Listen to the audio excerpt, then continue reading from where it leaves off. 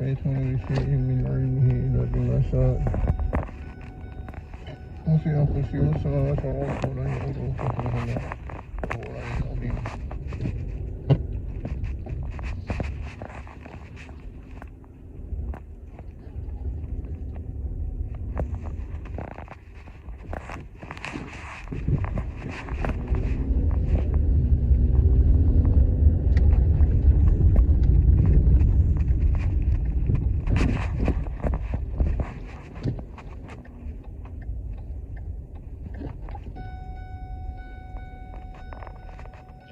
Many of us have double lives. We have our spiritual life and practice to help us be grounded and sustained and fulfilled. And then we have our, persona, right, where we behave and act quote unquote normally.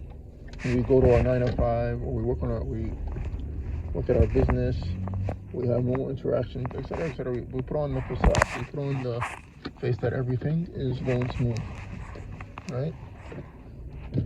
But what happens when there's a level of crisis, right? You have to kind of prioritize. Are you going to keep the facade that everything is good, everything's okay, or you're going to keep your spiritual practice and focus on that? What are you going to prioritize, right?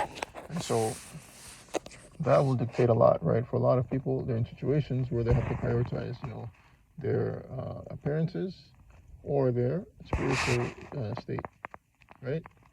Now, the difficulty, one of the difficulties with being a publicly facing spiritual leader, is that the two are mixed together, right? Your spiritual life is your profession.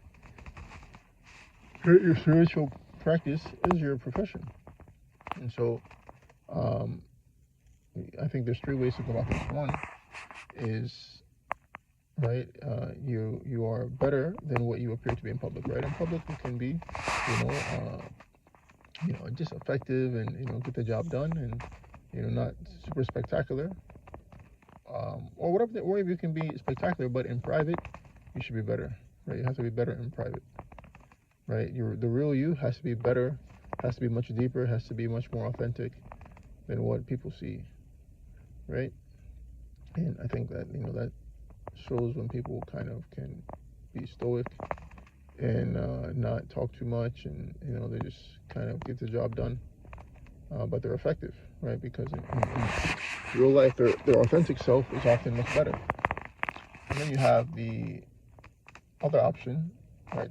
The middle path, where you're the same in public as in private, right? Which is amazing, right?